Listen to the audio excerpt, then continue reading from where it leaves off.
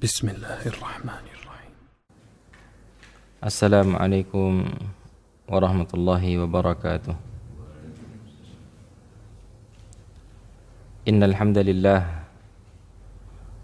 نحمده ونستعينه ونستغفره ونعوذ بالله من شرور أنفسنا ومن سيئات أعمالنا من يهده الله فلا مضل له ومن يضلله فلا هادي له. أشهد أن لا إله إلا الله وحده لا شريك له وأشهد أن محمدا عبده ورسوله. اللهم صل وسلم على نبينا محمد وعلى آله وأصحابه أجمعين. اللهم ارزقنا العلم ما ينفعنا وارزقنا العمل ما علمتنا. ربنا زدنا علما نافعا وارزقنا فهما جيدا. Segala puji bagi Allah Subhanahu wa taala yang telah mengaruniakan berbagai nikmatnya kepada tiap-tiap kita hingga di pagi hari ini kita dapat menunaikan kewajiban kita, yaitu pelaksanaan sholat subuh yang dapat kita laksanakan secara berjamaah. Yang lalu kemudian setelah itu kita dapat hadir di salah satu majelis ilmu, di salah satu majelis di mana ayat-ayat Allah Subhanahu wa taala dikaji, sunnah-sunnah Nabi sallallahu alaihi wasallam dipelajari, di mana Nabi sallallahu alaihi wasallam pernah menyampaikan, wa majtama'a qaumun fi baitin min buyutillah yatluna kitaballah wa yatadarasuna fima bainahum. Tidaklah suatu kaum berkumpul di salah satu rumah Allah, salah satu rumah dari rumah-rumah Allah, yaitu di masjid-masjid Allah, yatluna kitaballah, di mana mereka melantunkan firman-firman Allah, wa yatadarasuna fima bainahum, lalu kemudian mereka mempelajari akan kandungan makna yang terdapat di dalamnya, illa nazalat alaihimus sakinah, melainkan Allah Subhanahu wa taala akan menurunkan ketenangan di hatinya. Wa ghasyiyatuhumur rahmah, kemudian Allah Subhanahu wa taala akan meliputi mereka dengan rahmatnya. Wa haffathumul malaikah, lalu kemudian para malaikat-malaikat akan menemaninya. Wa dzakarahumullahu fiman indah, lalu kemudian Allah Subhanahu wa taala akan memuji, menyebut hamba-hambanya ini di hadapan para malaikat-malaikat Allah Subhanahu wa taala. Ini adalah sebuah keutamaan tersendiri yang disampaikan oleh baginda Nabi kita Nabi Muhammad sallallahu alaihi wasallam bagi mereka-mereka yang dimudahkan oleh Allah untuk dapat hadir ke majelis-majelis ilmu. Ma'asyiral muslimin rahimani wa rahimakumullah. Pada kesempatan pagi hari yang berbahagia ini kita sampai pada pembelajaran tentang mubtilatus shalah, tentang pembatal-pembatal salat. Kalau pada pertemuan sebelumnya kita telah mempelajari tentang sunnah-sunnah di dalam sholat, dari sunnah-sunnah qauliyah dan dari sunnah-sunnah fi'liyah, sunnah-sunnah bacaan dan dari sunnah-sunnah gerakan, maka selanjutnya ahibatil kiram a'azzani wa a'azzakumullah, kita masuk kepada pembahasan tentang mubtilatus shalah, pembatal-pembatal sholat. Ini menjadi suatu hal yang penting untuk dipelajari oleh seorang muslim, karena memang Nabi sallallahu alaihi wasallam bersabda, "Shallu kama ra'aitumuni usolli." Salatlah kalian sebagaimana aku melaksanakan ibadah salat. Dan yang namanya amalan ibadah salat ini adalah amalan ibadah yang kelak akan ditanyakan pertama kali oleh Allah kepada tiap-tiap hamba-hambanya dari keseluruhan amalan-amalan soleh yang dilakukan. Maka ahibatil kiram a'azzani wa a'azzakumullah, sebagaimana kita ketahui bahwa pada amalan ibadah salat terdapat syarat-syarat yang harus terpenuhi sebelumnya. Lalu kemudian di dalam pelaksanaan ibadah salat terdapat rukun-rukun yang mesti harus ditunaikan di dalamnya. Lalu kemudian ada kewajiban-kewajiban salat, lalu kemudian ada sunnah-sunnahnya salat. Maka selanjutnya ahibatil kiram, kita masuk kepada pembahasan tentang mubtilatus shalah, atau pembatal daripada amalan ibadah salat. Yabtulu as-salata umurun najmaluha fi ma ya'ti. Salat itu menjadi batal dikarenakan beberapa hal. Di mana lalu kemudian penulis di dalam kitab Al-Fiqhul Muyassar menyebutkan tentang beberapa amalan-amalan yang dapat membatalkan amalan ibadah salat seorang hamba. Yang pertama adalah yabtulu as-salatu ma yubtilu taharah. Salat itu menjadi batal dengan melakukan hal-hal yang dapat membatalkan bersucinya seseorang. Nah, di sana kalau pada poin yang pertama kita tuliskan pembatal wudu. Jadi yang dapat membatalkan salat kita itu adalah ketika seseorang melakukan hal-hal yang dapat membatalkan wudunya. Li'anna taharata syartun li sihhatiha. Kenapa? Karena sucinya seseorang dari dua hadas kecil ataupun hadas besar, ini merupakan syarat di dalam pelaksanaan ibadah salat. Fa idza batalatit taharah, batalatis shalah. Maka ketika yang namanya bersuci itu batal, maka salatnya pun juga batal. Nah, ini adalah pembatal pertama daripada amalan ibadah salat yang kita lakukan. Misalkan kita salat lalu kemudian buang angin. Nah, ini tentunya membatalkan wudhu kita, dan wudhu ini merupakan syarat di dalam pelaksanaan ibadah salat. Maka ketika hal itu terjadi, maka tentunya menyebabkan batalnya salat kita. Tentunya menyebabkan batalnya salat kita, gitu ya. Atau misalkan salat karena saking lamanya sampai ketiduran pulas, gitu ya, sujud tidak bangun setelah itu. Nah, biasanya kalau di pesantren santri yang tidak semuanya kuat melaksanakan sholat panjang, sementara sholatnya dipanjangkan, itu sebagian santri itu tidur. Lalu kemudian imam dan jamaah yang lain berdiri ke rakaat selanjutnya masih tidur dengan begitu pulasnya. Nah, maka yang seperti ini membatalkan sholat dikarenakan tidur yang pulas itu tadi, ya. Lalu kemudian yang kedua, ahibatil kiram, azzani wa azzakumullah, adalah ad-dhahiku bisautin. Adalah tertawa sampai mengeluarkan suara. Wa huwal qahqahah, yaitu tertawa yang terbahak-bahak.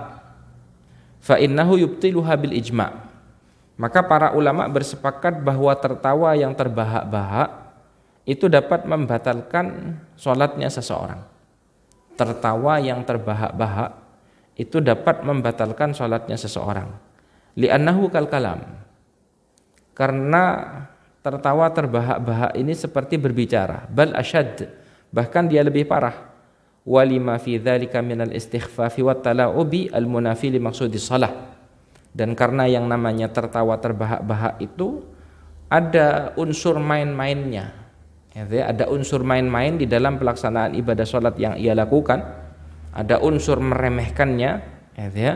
Nah, maka para ulama bersepakat orang yang salat lalu kemudian ia tertawa terbahak-bahak, nah maka ini dapat membatalkan amalan ibadah salatnya. Nah, gitu ya.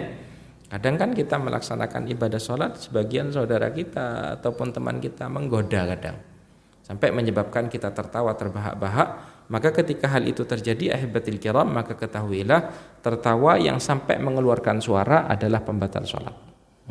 Karena ia seperti berbicara, bahkan lebih parah. Lalu kemudian ammat tabassum, sementara tersenyum bila qahqahatin, dengan tanpa mengeluarkan suara, fa innahu la yubtiluha.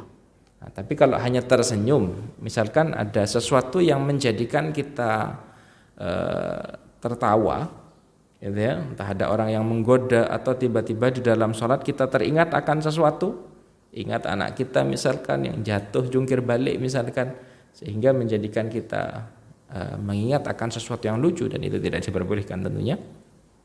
Nah, maka kalau misalkan kita hanya tersenyum saja, tidak sampai mengeluarkan suara pada tertawa kita, maka itu tidak sampai membatalkan sholat kita. Kama naqalahu Ibnul Mundzir wa ghairuhu, sebagaimana ini ahibatil kiram dinukil oleh Ibnul Mundzir. Nah, maka kalau tersenyum di dalam sholat, gitu ya, ini setidaknya masuk dalam kategori yang makruh, tidak sampai pada membatalkan sholat. Nah, tapi kalau sudah tersenyumnya ini sampai kepada tahap tertawa dan mengeluarkan suara di dalam tertawanya, Maka yang seperti ini ahibatil kiram azzani wa azzakumullah masuknya dalam kategori pembatal sholat. Nah, oleh karenanya ini hendaknya dihindari oleh seorang muslim, termasuk ketika mungkin kita yang mengganggu saudara kita yang sedang sholat misalkan. Nah, ini juga sesuatu yang hendaknya dihindari oleh seorang muslim. Lalu kemudian yang ketiga, ahibatil kiram azzani wa azzakumullah, adalah al-kalamu amdan li ghairi maslahati shalah. Al-kalamu amdan li ghairi maslahati shalah, yaitu berbicara dengan sengaja, ya, tanpa adanya kemaslahatan di dalam pelaksanaan ibadah salat, ya, tanpa adanya kemaslahatan di dalam pelaksanaan ibadah salat. Fa'an Zaid ibni Arqam, diriwayatkan oleh Zaid ibni Arqam radhiyallahu anhu qala, di mana ia berkata, kunna natakallamu fis shalah yukallimu ar-rajulu minna sahibahu wa huwa ila jambihi fis shalah hatta nazalat wa qumu lillahi qanitin. Kami dulu diperbolehkan untuk berbicara di dalam pelaksanaan ibadah salat. Jadi pada awalnya salat itu masih boleh untuk berbicara. Di mana Zaid ibnu Arqam menyampaikan yukallimu ar-rajulu minna sahibah, di mana seseorang di saat melaksanakan ibadah salat pada awal disyariatkannya sholat itu, jadi seseorang itu berbicara dengan teman yang berada di sampingnya, ya, wa huwa ila jambihi fis shalah, ini temannya ada di sampingnya sholat sambil ngobrol. Ini pada awalnya diperbolehkan. Hatta nazalat, hingga diturunkan firman Allah Subhanahu wa taala, wa qumu lillahi qanitin, ya, dan laksanakanlah sholat dalam keadaan taat kepada Allah Subhanahu wa taala.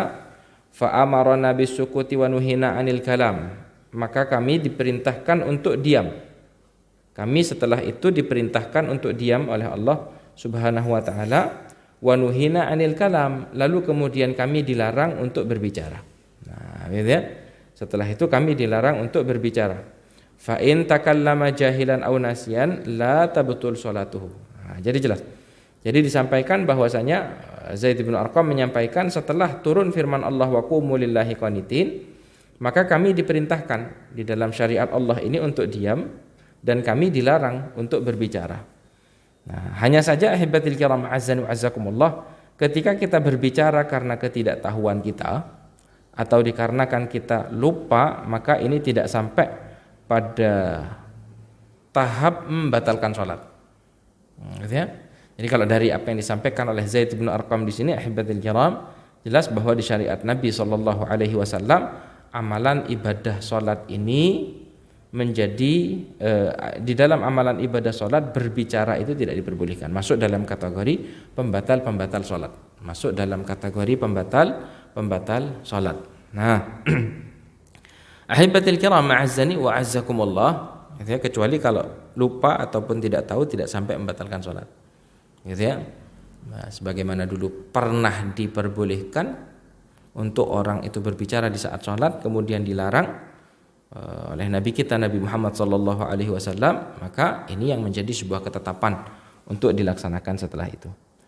Lalu kemudian ahibatil kiram azzani wa azzakumullah, pembatal sholat yang keempat adalah mururul mar'atil balighah awil himari awil kalbil aswadi baina yadayil musalli duna maudhi'i sujudihi, yaitu lewatnya seorang wanita yang baligh atau keledai atau anjing hitam di depan orang yang melaksanakan ibadah salat. Nah, begitu ya. Jadi kalau misalkan kita sholat lalu kemudian ada seorang wanita yang sudah akil baligh lewat di hadapan sholat kita, antara kita dengan tempat sujud kita, gitu ya, atau ada seekor keledai atau ada seekor anjing hitam, maka ini adalah sesuatu yang dapat membatalkan amalan ibadah sholat kita.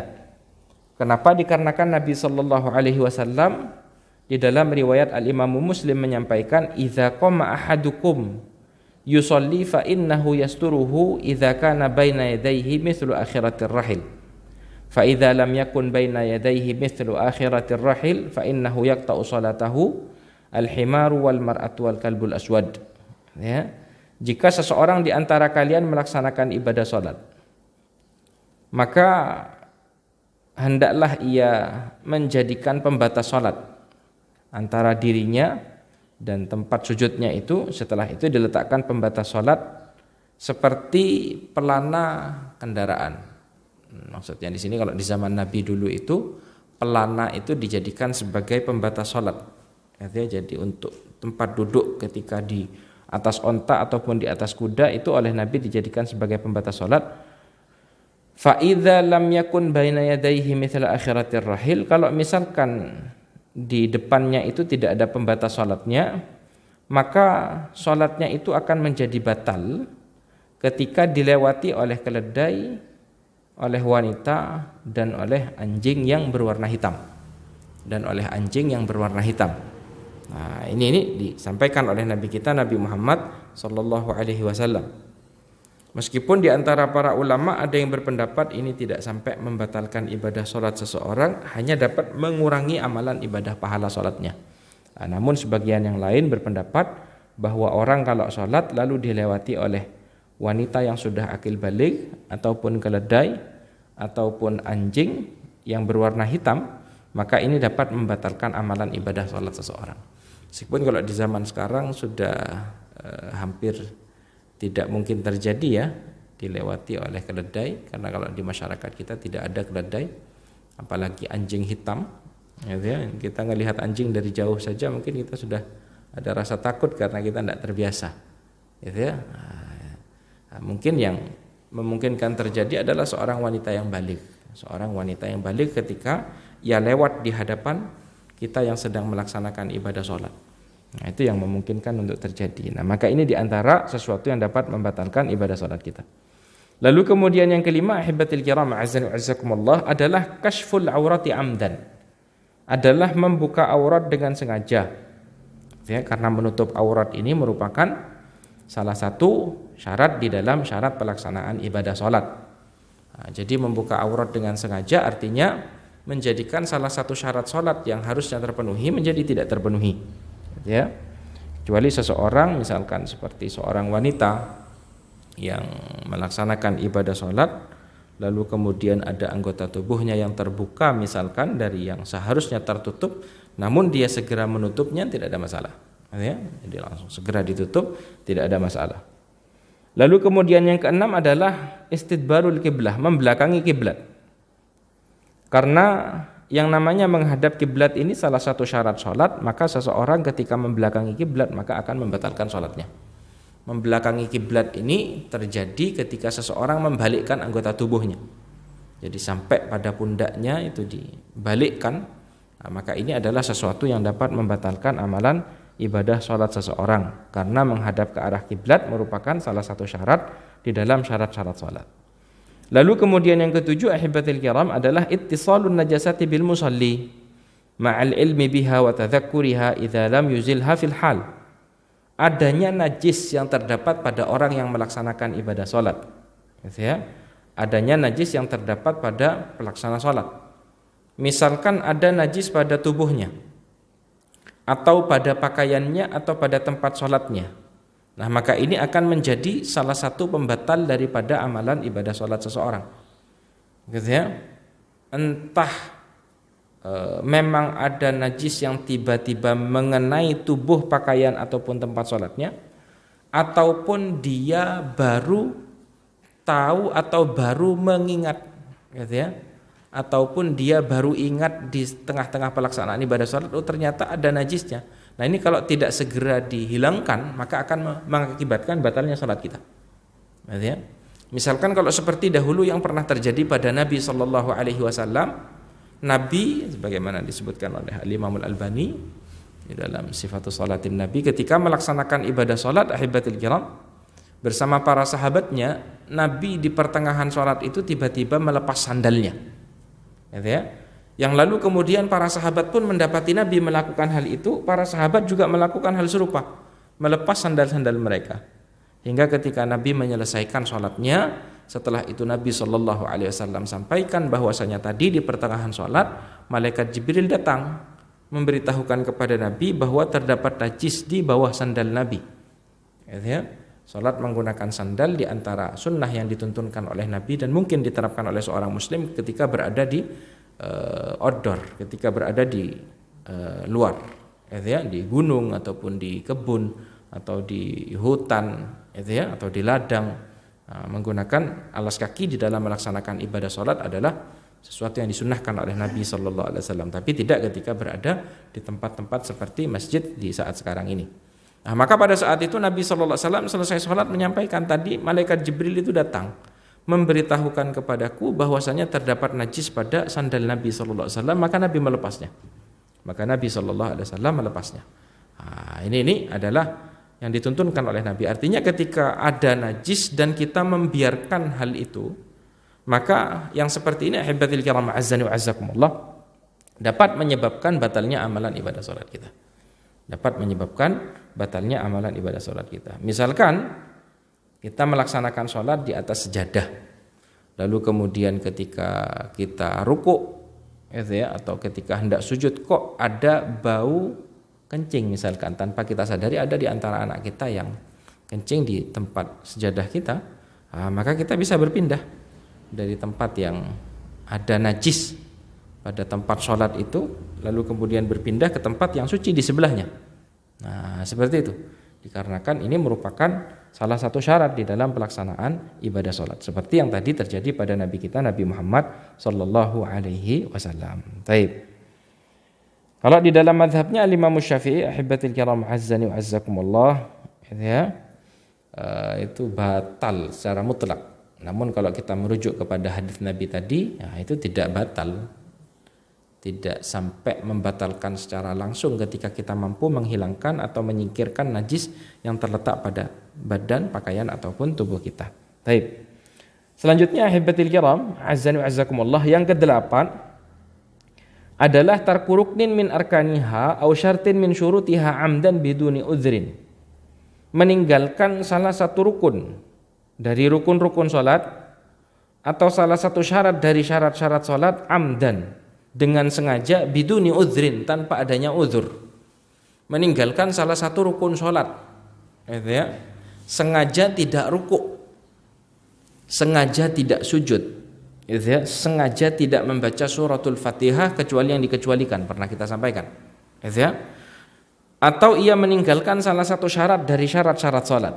Dia melaksanakan salat dalam keadaan belum bersuci, atau melaksanakan salat sementara masih ada najis pada tubuh, pakaian ataupun tempatnya. Dia tidak menghadap ke arah kiblat, dia melaksanakan sebelum masuknya waktu salat.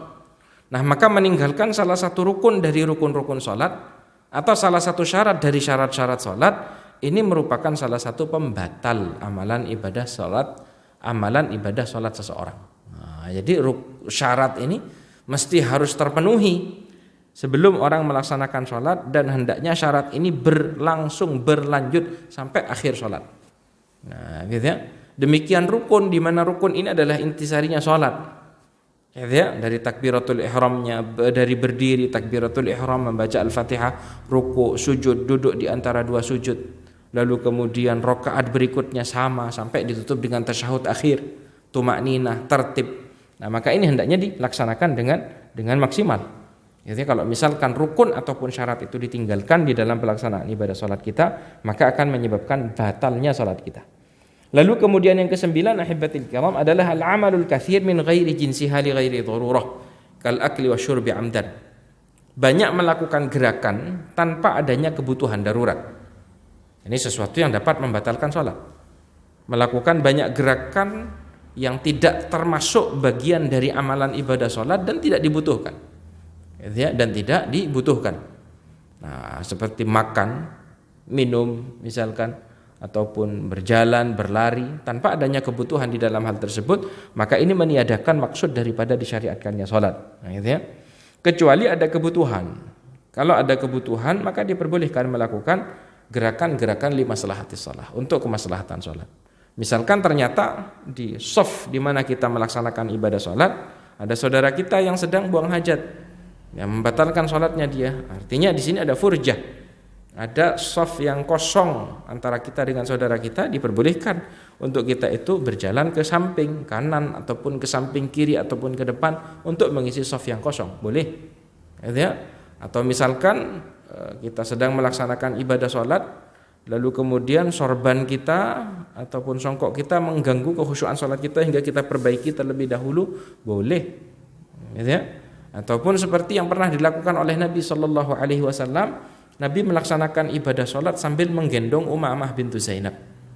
Ya, Nabi melaksanakan ibadah sholat sambil menggendong cucunya yang bernama Umamah bintu Zainab. Hingga ketika Nabi Sallallahu Alaihi Wasallam bersujud, oleh Nabi diletakkan. Hingga ketika Nabi Sallallahu Alaihi Wasallam berdiri, oleh Nabi digendong kembali. Nah, maka yang seperti ini masuk dalam kategori maslahat di dalam gerakan sholat yang dilakukan. Nah, tapi kalau tidak ada kemaslahatan, tidak ada kebutuhan, nah maka ini dapat membatalkan ibadah sholat. Nah, jadi gerakan yang banyak yang tidak dibutuhkan di dalam sholat ini meniadakan maksud daripada disyariatkannya ibadah sholat itu sendiri. Baik. Lalu kemudian ahibatil kiram azza wa azzakumullah, yang ke-10 adalah al-istinadu li ghairi udhrin, bersandar dengan tanpa adanya uzur. Bersandar dengan tanpa adanya uzur. Ya. Nah, jadi sholat karena ketepaan dapatnya di pojok, nah akhirnya jadi salat Allahu Akbar sambil bersandar ke tembok misalkan, Allahu Akbar sambil layeh-layeh Allahu Akbar. Nah ini nggak diperbolehkan. Ini dapat membatalkan amalan ibadah salat. Dikarenakan kenapa? Dikarenakan al-qiyamu ruknun, gitu ya. Dikarenakan berdiri di sini ahibatil kiram azza wa azzakumullah, ini kalau di dalam pelaksanaan salat wajib ahibatil kiram adalah salah satu rukun di dalam rukun-rukun salat yang mesti harus dilakukan, kecuali adanya uzur, gitu ya. Kecuali adanya uzur, tidak mampu berdiri dengan sempurna, mesti harus dengan bersandar, maka ia memiliki hukum yang berbeda. Lalu kemudian yang ke-11 ahibatil kiram adalah ta'ammudu ziyadati ruknin fi'li kaziyadati fir ruku'i wasujudi li'annahu yakhillu bihayatiha fatabtulu ijma'an. Sengaja menambahkan rukun gerakan, sengaja menambahkan rukun gerakan di dalam sholat ini dapat membatalkan sholat. Misalkan menambah sujud, menambah duduk di antara dua sujud, atau menambah rakaat dengan sengaja, nah maka ini dapat membatalkan sholat. Harusnya sholat subuh 2 rakaat kok dijadikan 3, ataupun sholat zuhur 4 rakaat kok dijadikan 5 rakaat. Nah maka ini dapat membatalkan sholat. Illa kecuali misalkan dia sholat dan ragu. Nah, kalau ragu 3 atau 4, gitu ya, maka memang tuntunan Nabi untuk hendaknya kita mengkategorikan sholat kita ini pada jumlah rakaat yang lebih sedikit, baru kemudian di akhir kita sempurnakan sholatnya. Ragu 3 atau 4 padahal sudah 4, gitu ya. Tapi kita dituntunkan oleh Nabi untuk mengkategorikan yang sedikit, karena yang sedikit kita yakin, gitu ya. Sehingga kita setelah itu salat rakaat keempat, lalu kemudian kalau dari keseluruhan total ada 5 rakaat yang kita laksanakan. Nah, kalau yang seperti ini masuk dalam kategori pengecualian. Nah, tapi kalau sengaja kita tahu ini rakaat salat sudah pas, tapi kita masih tambahkan, nah maka yang seperti ini dapat membatalkan amalan ibadah salat kita. Nah, jadi dengan sengaja menambah rukun dari gerakan-gerakan salat ini, ijma'nya para ulama menunjukkan bahwasanya salatnya batal. Ya, batal secara ijma'. Lalu kemudian yang ke-12 ahibatil kiram azza wa azzakumullah adalah ta'ammudu taqdimi ba'dil arkani ala ba'din, dengan sengaja mendahulukan sebagian rukun dari sebagian yang lain. Gitu ya. Sujud dulu baru rukuk misalkan. Nah, maka ini adalah sesuatu yang juga dapat membatalkan amalan ibadah salat, karena ketertiban di dalam melaksanakan ibadah salat ini adalah salah satu rukun. Lalu kemudian yang ke-13 ahibatil kiram azza wa azzakumullah ta'ammudus salami qabla itmamiha, sengaja terlebih dahulu mengucapkan salam sebelum menyelesaikan salat. Nah, ini juga, gitu ya. Atau kalau kita menjadi makmum, imamnya belum salam, kita sudah salam duluan. Nah, ini juga dapat membatalkan amalan ibadah salat kita. Lalu kemudian yang ke-14 ahibatil kiram adalah ta'ammudu ihalatil ma'na fil qiraati ay qiraatil Fatihah li annaha ruknun, gitu ya. Jadi yang ke-14 merubah makna pada bacaan Al-Fatihah. Gitu ya. Merubah makna di dalam bacaan Al-Fatihah ini dapat membatalkan ibadah salat kita.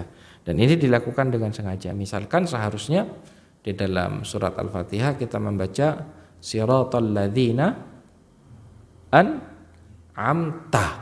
Nah, kalau misalkan ini kita rubah siratal ladzina an'amtu alaihim. Ini kan maknanya sudah berubah. Kalau an'amta adalah yang engkau karuniakan nikmat kepada mereka. Kalau misalkan dirubah menjadi an'amtu, maknanya di sini berubah, maka di sini ahbatul kiram dapat berdampak kepada batalnya amalan ibadah salat yang kita lakukan.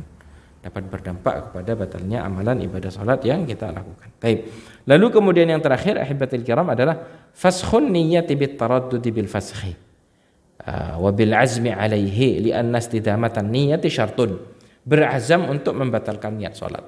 Berazam untuk membatalkan niat salat. Gitu ya. Jadi ragu mau tak lanjutkan apa enggak salatnya, lalu ada azam di sana untuk kita itu membatalkan salat, maka kita tidak diperbolehkan untuk melanjutkan salat kita. Kenapa? Karena niat ini merupakan salah satu syarat di dalam amalan ibadah salat yang hendaknya berkelanjutan sampai kita menyelesaikan amalan ibadah salat kita, sampai kita menyelesaikan amalan ibadah salat kita. Nah, maka ini ahibbatul kiram azan azakumullah adalah hal-hal yang dapat membatalkan amalan ibadah salat kita sebagaimana disebutkan di dalam kitab Al-Fiqhul Muyassar. Tapi sampai di sini jika ada pertanyaan kita persilakan.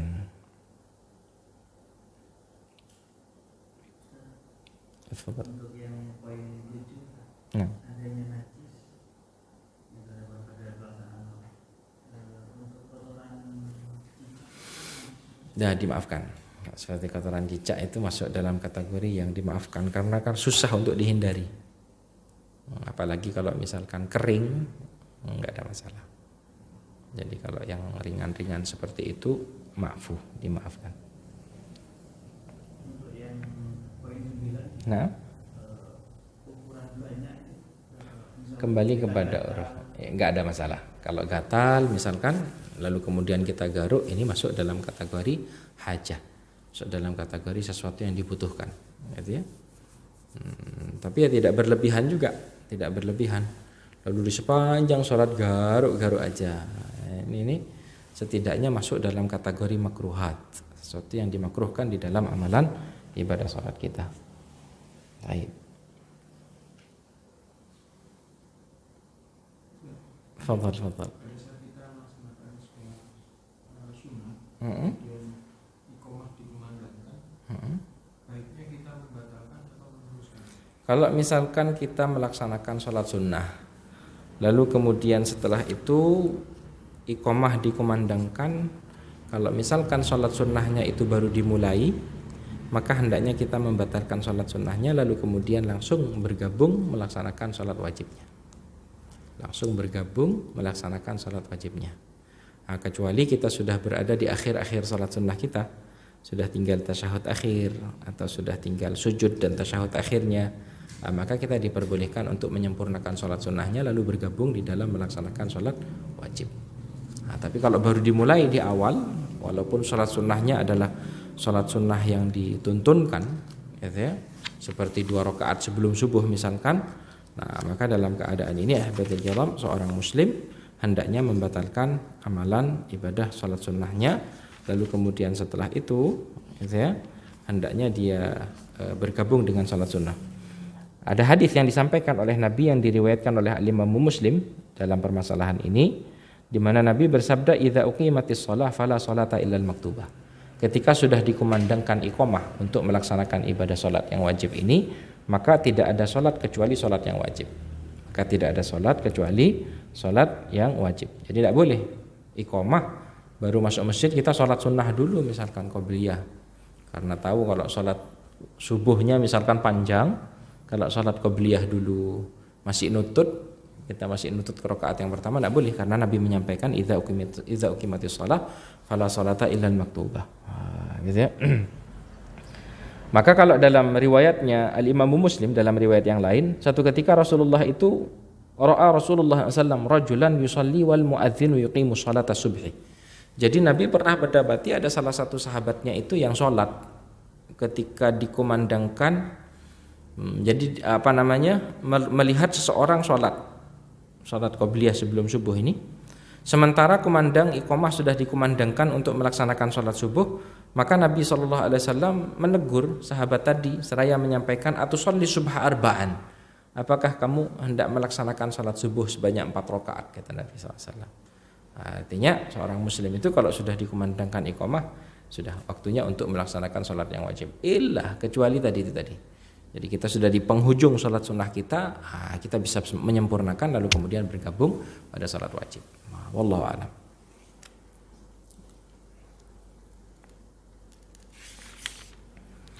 Baik.